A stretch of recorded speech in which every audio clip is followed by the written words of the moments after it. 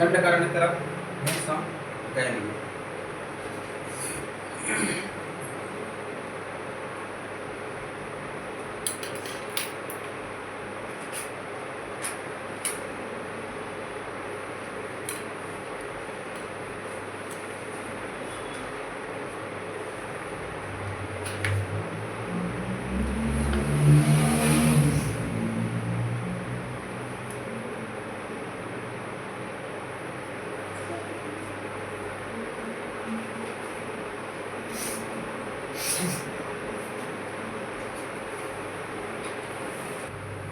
मतलब खंड खंड खंड में लिखा गया, जैसे रामायण है ना, तो इसमें लिखा गया है कांड, सुंदर कांड, किष्किंधा कांड, है ना, ऐसे वैसे ही महाभारत को लिखा गया है पर्वों में विभाजित किया गया। तो महाभारत में टोटल हुए 18 पर्व।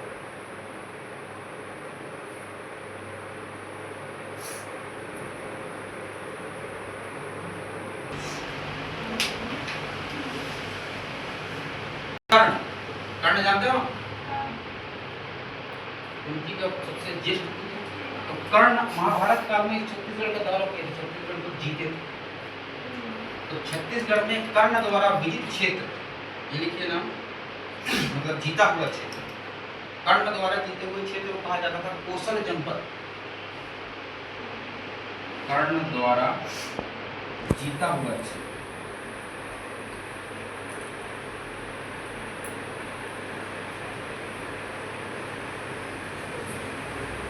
कोसल जनपद। महाभारत में टोटल पर्वों की संख्या 18।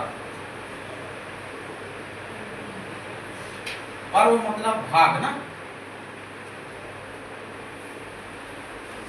पर्व मतलब भाग, इतने पार्ट्स में लिखा गया है, ठीक। तो उसी महाभारत के अंतर्गत, उसके पर्व के अंतर्गत एक पर्व आता है जिसको कहते हैं वन पर्व, और वन पर्व में छत्तीसगढ़ का उल्लेख किया गया।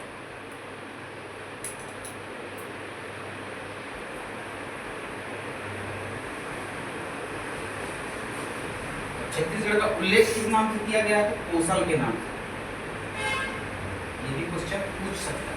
महाभारत में छत्तीसगढ़ के बारे में जिक्र महाभारत के किस पर्व में किया गया है? तो वन पर्व में। किस नाम से किया गया है? तो कोसल नाम से। वैसे ही एक जगह बताया जाता है दमोदरा, ठीक है, दमोदरा का भी उल्लेख है वन पर्व में।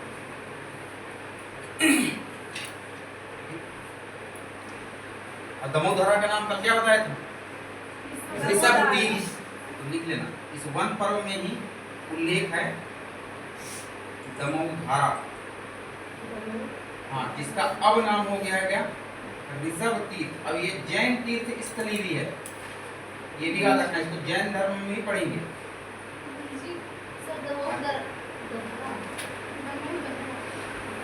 दमोदरा, दमोधारा, ऋषभतीर्थ, ये सभी चीज, ठीक है। महाभारत काल में हमारे छत्तीसगढ़ का एक प्रसिद्ध क्षेत्र रहा है, कौन सा? रतनपुर। तो रतनपुर को महाभारत काल में क्या कहा जाता था? रत्नावलीपुर। ये क्वेश्चन भी कई बार आया है। रतनपुर का नाम महाभारत काल में क्या था?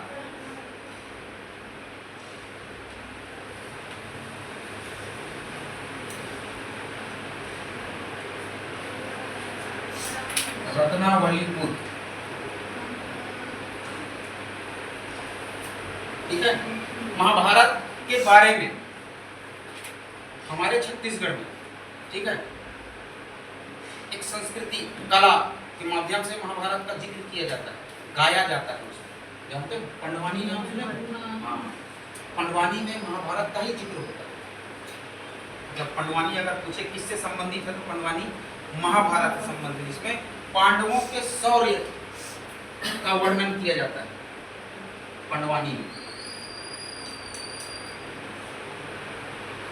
महाभारत से संबंधित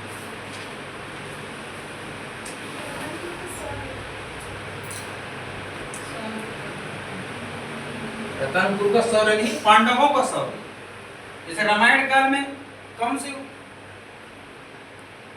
क्या बोला, ये गीति तो था ना, नाट्य, क्या पढ़े थे? फुलबासन गाथा, वैसे ही ये पंडवानी गाथा है, ठीक है। उसमें एक रागी होता है और एक श्रोता। वैसे भी इसमें भी एक बजाने वाला होता है। दो तरीके के पंडवानी होते हैं, आगे जब हम पढ़ेंगे तो बताऊंगा। कापालिक शैली और वेदमती शैली बोला जाता है। पंडवानी की दो शैली, लिख लीजिए कहाँ पे, याद ही रहेगा। कापालिक शैली और वेदमती शैली, दोनों शैली हमारे छत्तीसगढ़ में प्रचलित है। इनकी एक फेमस पंडवानी गायिका रही, जानते हो ना, तीजन बाई, पद्म भूषण मिल चुका है। वो कौन सी शैली थी सर? कापालिक थी कि वेदमती? कापालिक शैली।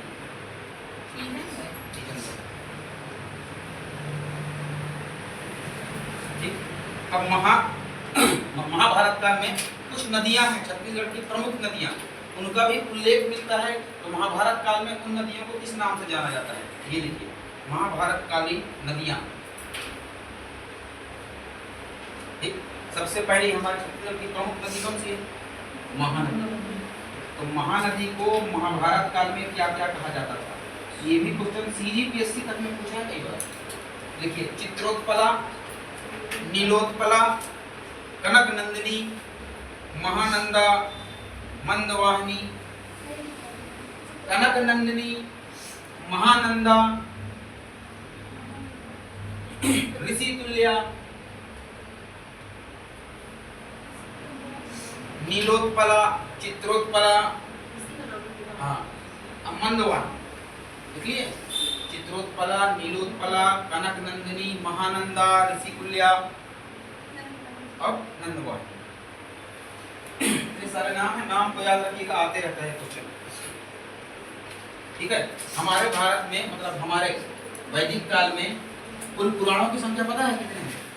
18 पुराण। अब 18 पुराणों में से एक पुराण आता है वायु पुराण। वायु पुराण में किस नदी का जिक्र है, ऐसा भी परीक्षा में आया हुआ है। तो देखिए, हमारे वायु पुराण में महानदी का जिक्र मिलता है, किस नाम से? नीलोत्पला। महानदी का जिक्र नीलोत्पला के नाम से किस पुराण में मिलता है, ऐसा भी पूछ सकता है। तो वायु पुराण, ठीक है। नीलोत्पला लिख दिया हूं, वायु पुराण। अब महानदी का दूसरा नाम मिलेगा आपको किसमें? महाभारत के भीष्म पर्व।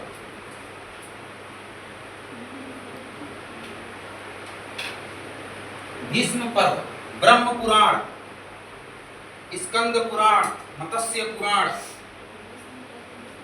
भीष्म पुराण, ये महाभारत का पर्व है। बता रहा हूँ ना, पहले लिखते जाओ। भीष्म पर्व में, मत्स्य पुराण में, ब्रह्म पुराण में और स्कंद पुराण में महानदी का उल्लेख चित्रोत्पला के नाम से मिलता है। मत्स्य पुराण, ब्रह्म पुराण, स्कंद पुराण, भीष्म पर्व, इसमें महानदी का नाम किस नाम से मिलेगा? चित्रोत्पला। कंफ्यूज नहीं होना, इधर का उधर और इधर का इधर मत करना, नंबर कट जाएगा। कितने पुराण में हो गए महानदी का उल्लेख? अगर 4 पुराण है ना। वायु पुराण में नीलोत्पला है ना, ऐसा समझ लेना। वायु कैसा होता है? नहीं दिखता है, बादल में रहता है, बादल नीला होता है, नीलोत्पला। क्लियर। और भीष्म पर्व में, मत्स्य पुराण में, स्कंद पुराण में और ब्रह्म पुराण में महानदी का नाम किस नाम से मिला? चित्रोत्पला के नाम से। साक्षी, शक्ति जिला पहले किस जिले में था? ठीक है। रतनपुर का नाम क्या रहा? रत्नावलीपुर। एक और नाम मिलता था, उसको भी लिख लीजिएगा, मणिपुर के नाम से जाना जाता था। हाँ, मणिपुर।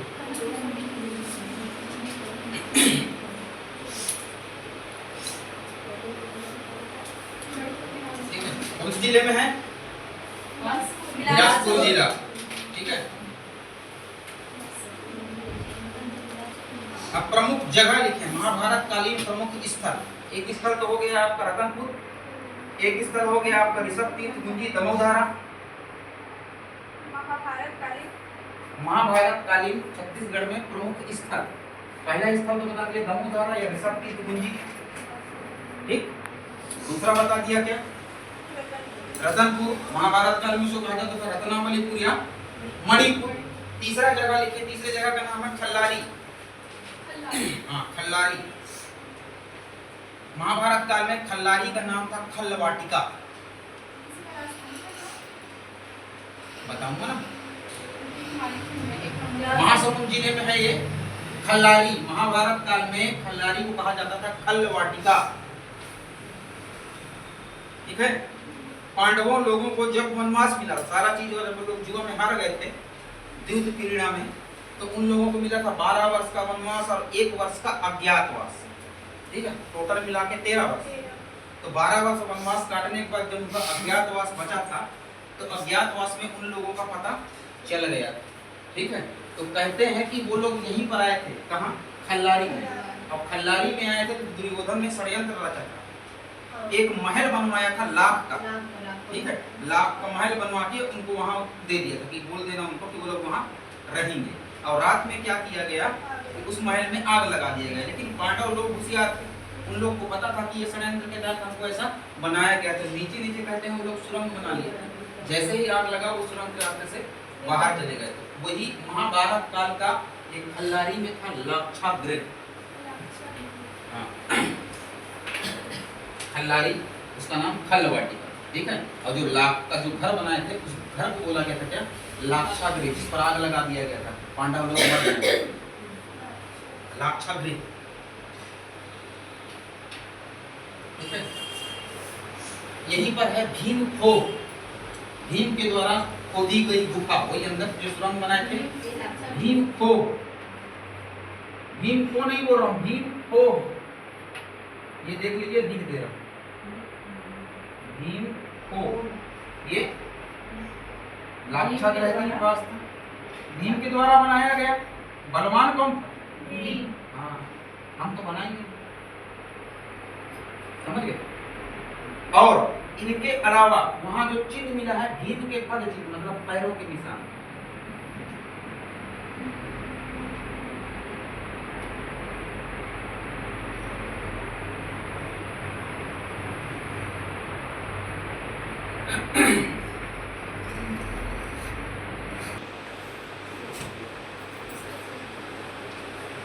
सिरपुर, ये भी महासमुंद में है। और महाभारत काल में इस सिरपुर का नाम था चित्रांगदपुर। चित्रांगदपुर।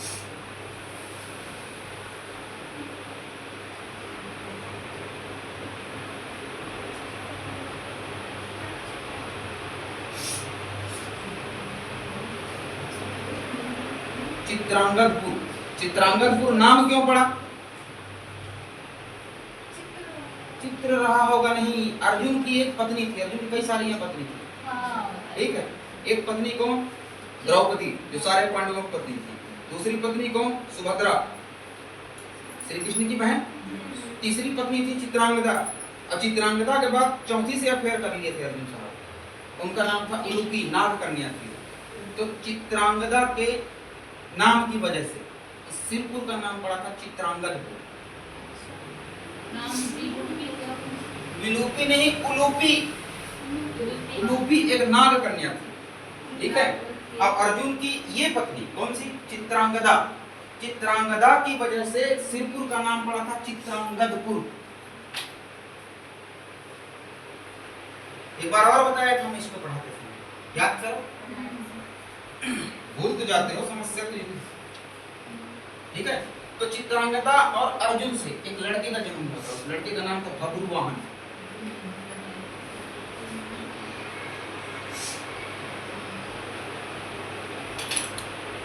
ठीक है, चित्रांगदा और अर्जुन के लड़के का नाम था बब्रुवाहन। और कहते हैं बाद में ये बब्रुवाहन की राजधानी बनी, क्या? चित्रांगदपुर, आज का सिरपुर।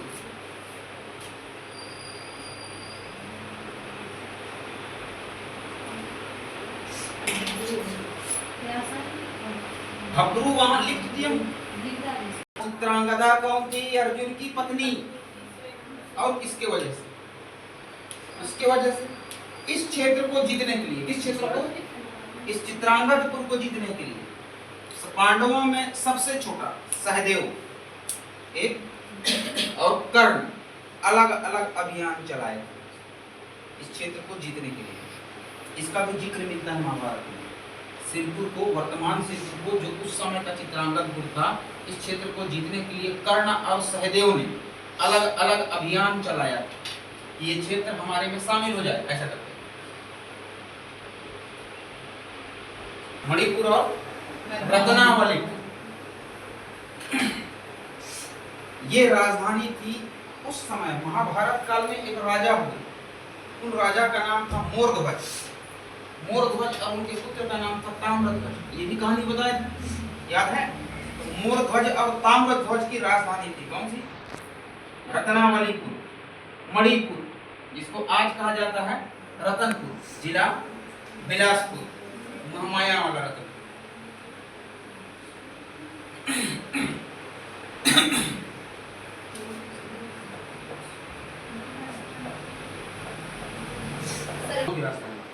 लास्ट लिखिए, आखिरी स्थल, उसका नाम है आरंग। और आरंग को कहा जाता था महाभारत काल में भांडेर।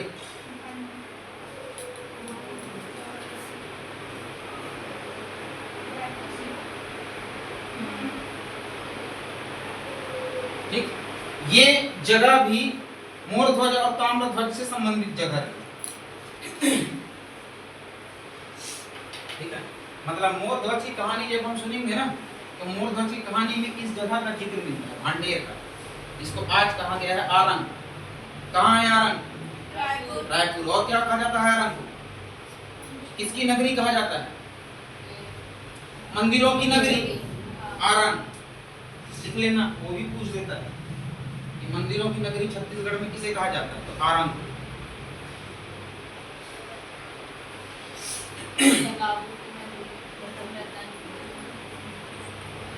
क्या बोले? छत्तीसगढ़ में स्थल हो सकता है, एक आध क्वेश्चन इससे पूछ दिया जाता है। ठीक है, इसके बाद आगे हम लोग पढ़ेंगे महाजनपद काल।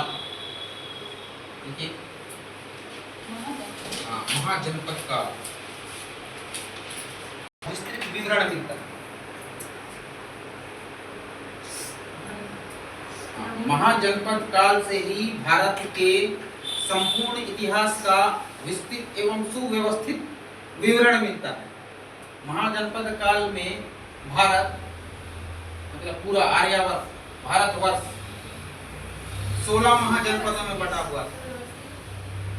इतिहास मिलता है, जानकारी मिलती है, जिसको आज हम लोग पढ़ रहे हैं ना, संभवतः ज्यादातर जानकारी उसी काल की है। हाँ, उस समय भारतवर्ष पूरे 16 महाजनपदों में बटा हुआ था। और उस 16 महाजनपद में से एक महाजनपद ऐसा है जिसके अंतर्गत हमारा छत्तीसगढ़ राज्य आता था, और उस जनपद, महाजनपद को कहते हैं चेदी। चेदी महाजनपद के अंतर्गत हमारा छत्तीसगढ़ राज्य आता था। उस समय मौर्य वंश आया, मौर्य वंश के बाद गुप्त वंश आया, और गुप्त वंश के बाद फिर हमारे छत्तीसगढ़ का स्थानीय राजवंश राजर्षि तुल्यकुल्य वंश आया। ठीक है, महाजनपद काल के दौरान की बात ही बता रहा हूँ। सबसे पहले मौर्य वंश, गुप्त वंश, उसके बाद हमारे छत्तीसगढ़ का एक स्थानीय राजवंश है, उसका नाम है राजर्षि तुल्यकुल्य वंश। ठीक है, तो मौर्य वंश के समय से ही जैन धर्म और बौद्ध धर्म का प्रचलन बढ़ने लगा। ठीक है, जैन धर्म और बौद्ध धर्म का हमारे छत्तीसगढ़ पर क्या प्रभाव पड़ा, उनका हमारे छत्तीसगढ़ में क्या इतिहास है, इस चीजों को पढ़ेंगे हम लोग। हेडिंग डालिएगा, जैन धर्मकालीन छत्तीसगढ़।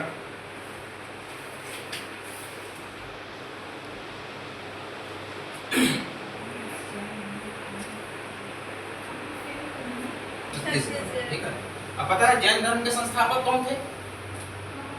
एक जो पढ़ दिया 24वें तीर्थंकर थे महावीर स्वामी। जैन धर्म की स्थापना की थी ऋषभदेव। ठीक है, हाँ, पहले तीर्थंकर वही थे। उनका प्रतीक चिन्ह जानते हो क्या था? ऋषभदेव का सांड। ठीक है, जैन धर्म की शुरुआत, ये स्थापना कब हुई? 6वीं शताब्दी में। ये भी लिख लेना, जैन धर्म शुरू हुआ था 6वीं शताब्दी में। संस्थापक थे जैन धर्म के, स्थापना की थी ऋषभदेव ने। ऋषभदेव का प्रतीक चिन्ह था क्या? सांड। सब याद करते हैं महावीर स्वामी को, क्वेश्चन पूछ देगा ऋषभदेव जी का, हो गया था। ठीक, अब ऋषभ देव जी की जानकारी। ऋषभ देव, ये जो नाम हम लोग लिखे ना ऋषभ तीर्थ, कहीं देखे हो? हाँ, ये ऋषभ तीर्थ एक्चुअल में ऋषभ देव जी के नाम से ही पड़ा था। ऋषभ तीर्थ का नाम ऋषभ देव जी के नाम से ही पड़ा था, जो जैन धर्म के क्या थे? संस्थापक थे। और इस चीज का साहित्यिक स्रोत माने ऋषभ तीर्थ का साहित्यिक स्रोत हमको किससे मिलता है? महाभारत से मिलता है। और महाभारत किस पर्व से मिलता है? तो वन पर्व से मिलता है। लिख लो इसको। ऋषभ तीर्थ के बारे में जानकारी ये मैं देखो लिखा था ना पहले, जैन धर्म तीर्थ स्थली है। ये जैन तीर्थ स्थली, इस ऋषभ तीर्थ का नामकरण का कारण उनके संस्थापक कौन? ऋषभ देव। इसी की वजह से इसका नाम पड़ा ऋषभ तीर्थ। और इस बात की साहित्यिक स्रोत हमको मिलता है महाभारत से। और महाभारत के किस पर्व से? वन पर्व से। देव जी की मूर्ति मिली।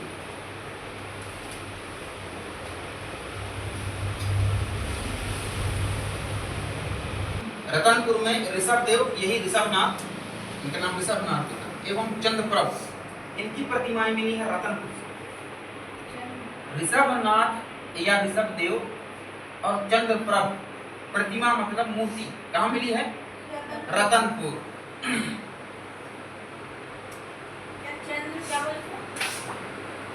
चंद्रप्रभ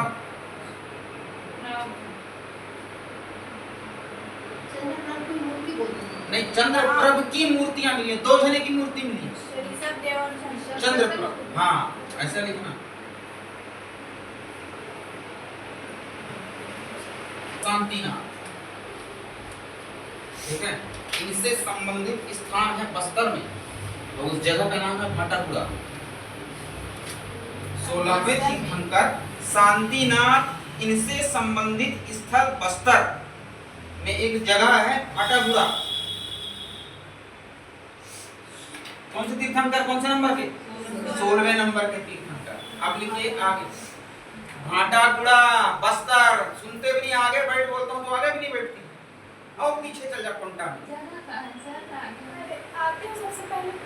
और पीछे जगह पहले खोजी। तुक्का मारो, पार्श्वनाथ। ऋषभ तीर्थ और पार्श्वनाथ शब्द में बहुत फर्क है, तो वही है बोल देते। हाँ, इनसे संबंधित स्थल है दुर्ग। दुर्ग में एक जगह है नगपुरा। नगपुरा आओ।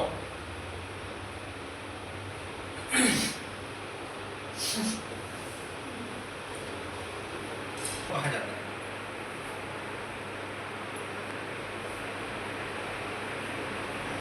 ठीक है, यहाँ के मंदिर से, नगपुरा के मंदिर से पार्श्वनाथ जी की 15 प्रतिमाएं मिली हैं।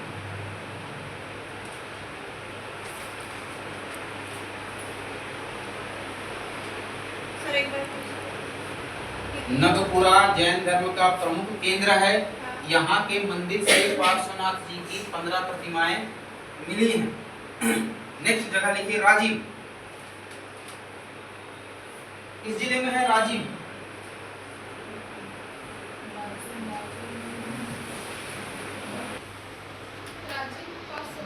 राजीव के सोमेश्वर देव मंदिर के प्रांगण के अहाते में।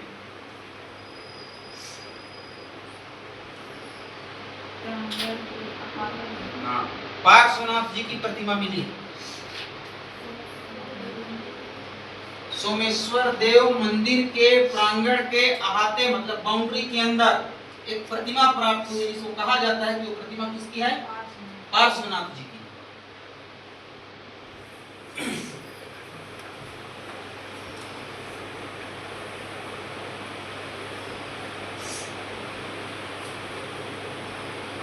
जैनियों का तीर्थ स्थल है। तीर्थ का मतलब केंद्र है तीर्थ। अब तीर्थ स्थान, जैसे हम लोगों का तीर्थ स्थान इलाहाबाद, बद्रीनाथ, केदारनाथ, वैसे ही उनका एक तीर्थ है नगपुरा। स्वामी जी, इनसे संबंधित स्थान है आरंग और रायपुर।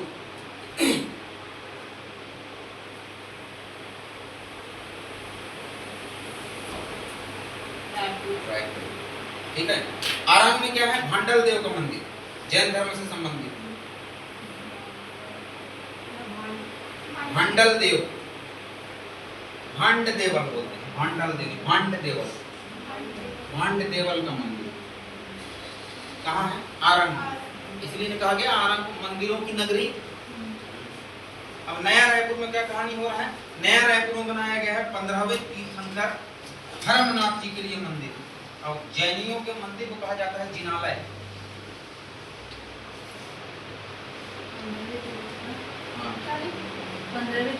नया रायपुर, नवा रायपुर, नया नहीं, नवा रायपुर में जैन धर्म के 15वें तीर्थंकर धर्मनाथ जी के लिए एक मंदिर का निर्माण किया जा रहा है, जिसे जिनालय, जिनालय कहते हैं, जिनालय बनाया जा रहा है। तो बताइए छत्तीसगढ़ से जैन धर्म से संबंधित कितने तीर्थंकरों के बारे में जानकारी मिल रही है? कौन कौन से? ऋषभदेव, पार्श्वनाथ, शांतिनाथ और महावीर स्वामी। ठीक है। अब किनके लिए मंदिर बनाया जा रहा है? धर्मनाथ, 15वें तीर्थंकर। ठीक है। अब ये बताइएगा, लिख लीजिए इसको ना। दो तीर्थंकर ऐसे हैं जैन धर्म के, जैनियों के मंदिर को क्या बोले आप? जिनालय। जैन धर्म से संबंधित दो तीर्थंकर ऐसे हैं जिनका उल्लेख ऋग्वेद में भी मिलता है। जानते हैं?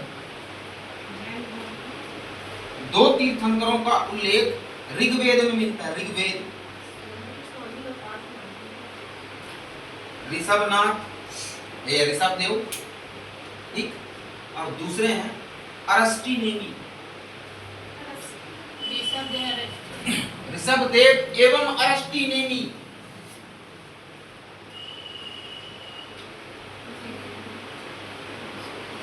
ऋषभदेव एवं अरष्टी नेमी।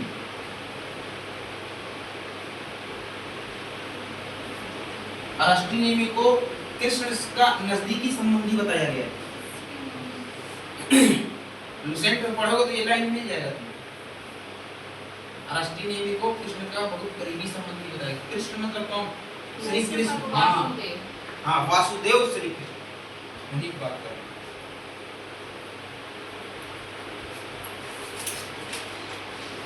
जो हमारे छत्तीसगढ़ से पाए गए, कहाँ से पाए गए ये स्मारकों के भंडार, प्राचीन भंडार कहाँ से पाए गए छत्तीसगढ़ में, ये भी सबसे पहले लिखो मल्हार। मल्हार में के पास एक जगह है बूढ़ी खार मल्हार, इसलिए मल्हार बूढ़ी खार। स्मारकों का संग्रहण है। हाँ, दूसरा है महेशपुर,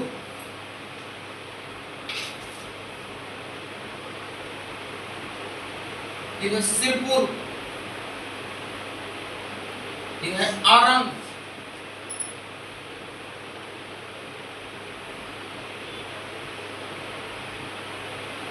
इसलिए अब जैन धर्म से संबंधित जैन धर्म के तीर्थंकरों की नग्न मूर्तियां पाई गई हैं हमारे छत्तीसगढ़ में। जानते हो कहाँ?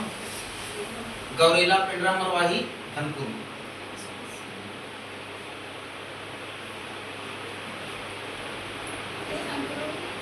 नग्न मूर्तियां, धनपुर जिला, गौरेला, पेंड्रा, मरवाही, यहाँ पाए गए हैं।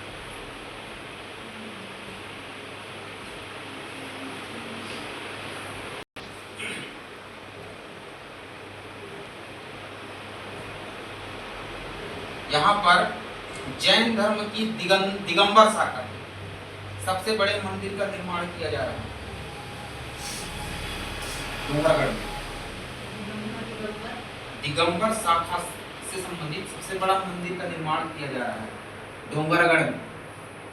दो शाखा है ना जैन धर्म की, दिगंबर और श्वेतांबर। हाँ, पीतांबर बोलो तुम, नीलांबर बोल दो, बहुग्री समाप्त हो जाएगा। हाँ, दिगंबर और श्वेतांबर। दिगंबर क्यों कहला है? किसकी वजह से दिगंबर हुए? श्वेतांबर किसकी वजह से हुए? बताओ। जैन धर्म के दो अनुयायी थे, कौन कौन? हाँ, श्वेतांबर और दिगंबर। उनके आपस में मतभेद होने के कारण मगध में जब अकाल पड़ा था, अकाल पड़ने के कारण क्या भद्रबाहु के समर्थक कर्नाटक की तरफ चले गए और स्थूलभद्र के समर्थक वहीं रुक गए जब अकाल पड़ा था। अकाल के बाद जब वो वापस आए तो दोनों के बीच में क्या हो गया? मतभेद हो गया। तो जो भद्रबाहु के साथ गए वो लोग कहलाए दिगंबर और जो स्थूलभद्र के साथ मगध में रुक गए वो लोग कहलाए श्वेतांबर। तो दिगंबर जैन से संबंधित सबसे बड़ा मंदिर डोंगरगढ़ राजनांदगांव जिले में बनाया जा रहा है। हाँ, बस पढ़ो भूल जाओ। करने वाले श्वेतांबर वो जैनी लोग कपड़े पहनते हैं सफेद वस्त्र, ठीक है, और जो निर्वस्त्र रहते हैं वो लोग दिगंबर कहलाए। तो दिगंबर बनने का कारण था भद्रबाहु, क्योंकि जो भद्रबाहु के अनुयायी थे वो दिगंबर जैन हो गए और जो स्थूलभद्र के अनुयायी थे वो लोग मगध में ही रुक गए और श्वेतांबर कहलाए। जैन धर्म की दो शाखा, दिगंबर और श्वेतांबर। तो दिगंबर शाखा से संबंधित डोंगरगढ़ राजनांदगांव जिले में सबसे बड़ा जैन मंदिर का निर्माण किया जा रहा है। ये बोला हूँ, लिखिए। बौद्ध धर्म और छत्तीसगढ़ के रामायण हो गया, महाभारत हो गया, जैन धर्म हो गया, बौद्ध धर्म बचा है। उसके बाद राजवंश हमारा चालू हो जाएगा। छत्तीसगढ़ के राजवंश भी पढ़ेंगे और भारत के राजवंश भी पढ़ेंगे, जिनका बड़े राजवंशों का जिनका शासन अप्रत्यक्ष रूप से छत्तीसगढ़ में रहा उनके बारे में, ठीक है।